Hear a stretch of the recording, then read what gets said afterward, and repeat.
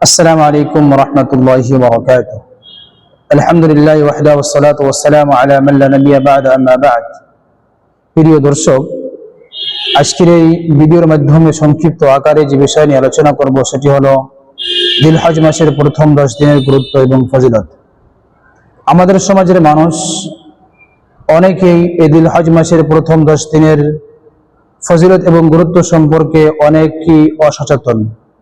তারা হয়তো রমজানের গুরুত্ব এবং জুমার দিনের গুরুত্ব সম্পর্কে জানেন, কিন্তু অধিকাংশ মানুষ এই জিলহজ মাসের প্রথম 10 দিনের গুরুত্ব সম্পর্কে তাদের জানা নেই, বরং অজ্ঞতার দুনিয়ায় বসবাস করে।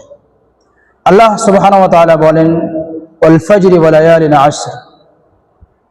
আল্লাহ রাব্বুল আলামিন 10 রাতের কসম খেয়ে বলছেন, আল্লাহ তাআলা যে জিনিসটার কসম খান, যে বস্তুর কসম খেয়ে থাকেন, তার মর্যাদা, তার সম্মান এবং তার গুরুত্ব অনেক বেশি এবং অনেক দামি হয়ে থাকেন। এমনিভাবে আল্লাহ তাআলা বলেছেন, ওয়াইযকুরু ইসমাল্লাহি ফি আইয়ামিন মা'লুমাত। তোমরা নির্ধারিত এবং নির্দিষ্ট দিনগুলোতে আল্লাহ সুবহানাহু ওয়া তাআলার জিকির করো, আল্লাহ সুবহানাহু ওয়া তাআলার বড়ত্ব এবং মহত্ব প্রকাশ করো। অধিকাংশ মুফাসসিরিন ইকরামের রায় অনুযায়ী এই 10 দিন থেকে মুরাদ উদ্দেশ্য হলো এই আশরা জিলহিজ্জার প্রথম 10 দিন। এমনি ভাবে ইবনে আব্বাস রাদিয়াল্লাহু তাআলা আনহু বলেন, আল্লাহ রাসূল বলেছেন, মা মিন আইয়ামিন আল আমালু আস-সালিহ ফিহিন্না হাব্বুল্লাহি মিন হাযিল আইয়াম। এমন কোন দিন নেই যেই দিনে মানুষ নেক আমল করে, ওই আমলগুলি আল্লাহ সুবহানাহু ওয়া তাআলার কাছে সবথেকে প্রিয় এবং সবথেকে পছন্দনীয় এই 10 দিন। অর্থাৎ এই 10 দিনে আল্লাহ সুবহানাহু ওয়া তাআলার কাছে এই 10 দিনের ইবাদত অনেক গুরুত্ব এবং অনেক পছন্দনীয়। সাহাবায়ে কেরাম জিজ্ঞাসা করলেন, ওয়ালাল জিহাদু ফি সাবিলিল্লাহ, আল্লাহর রাস্তায় জিহাদ করাও কি এর থেকে উত্তম? আল্লাহর রাস্তায় জিহাদ করাও কি এর থেকে উত্তম নয়? তিনি বললেন, ওয়ালাল জিহাদু ফি সাবিলিল্লাহ, না, আল্লাহর রাস্তায় জিহাদ করাও এত উত্তম নয়। ইল্লা রাজুলুন খারাজা বিনাফসিহি ওয়া মালিহি ফালাম ইয়ারজি' মিন যালিকা বিশাইইন।